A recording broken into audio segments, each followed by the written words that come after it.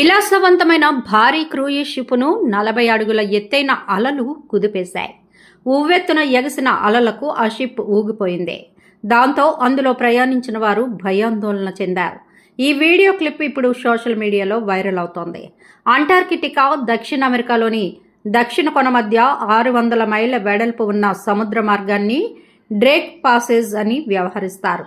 Atlantic, Pacific, దక్షిణ మహాసముద్రాలు కలిసే ఈ ప్రాంతంలో భారీ ఎత్తున అలలు ఎగిసి పడుతుంటాయి. దాంతో అత్యంత ప్రమాదకర మార్గంగా ఇది పేరుగాంచిందే. 342 అడుగుల ఎత్తైన లగ్జరీ క్రూయిజ్ షిప్ ఈ భయానక డ్రేక్ పాసేజ్లో ప్రయాణించిందే.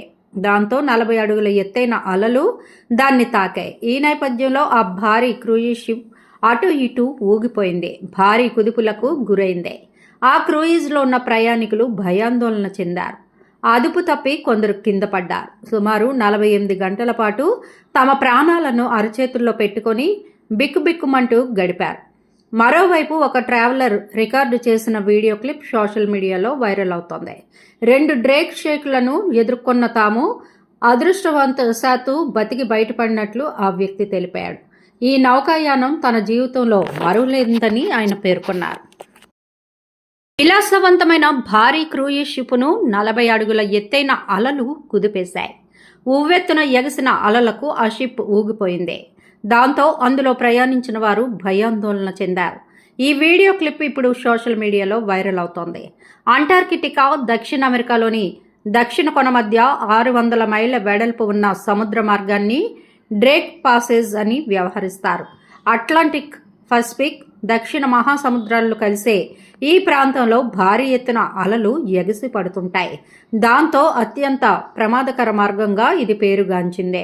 342 అడుగుల ఎత్తైన లగ్జరీ క్రూయిజ్ షిప్ ఈ భయానక డ్రేక్ పాసేజ్లో ప్రయాణించిందే. దాంతో 40 అడుగుల ఎత్తైన అలలు దాన్ని తాకాయి. ఈ నేపథ్యంలో ఆ భారీ క్రూయిజ్ షిప్ అటు ఇటు ఊగిపోయింది. భారీ కుదుపులకు గురైంది. ఆ క్రూయిజ్లో ఉన్న ప్రయాణికులు భయాందోళన చెందారు. అదుపు తప్పి కొందరు కింద పడ్డారు. సుమారు 48 గంటల పాటు తమ ప్రాణాలను అరచేతుల్లో పెట్టుకొని బిక్కుబిక్కుమంటూ గడిపారు. మరోవైపు ఒక ట్రావెలర్ రికార్డు చేసిన వీడియో క్లిప్ సోషల్ మీడియాలో వైరల్ అవుతోంది. 2 డ్రేక్ షేక్లను ఎదుర్కొన్న తాము అదృష్టవంతశాత్తు బతికి బయటపడినట్లు ఆ వ్యక్తి తెలిపాడు. ఈ నౌకాయానం తన జీవితంలో మరువలేదని ఆయన పేర్కొన్నారు.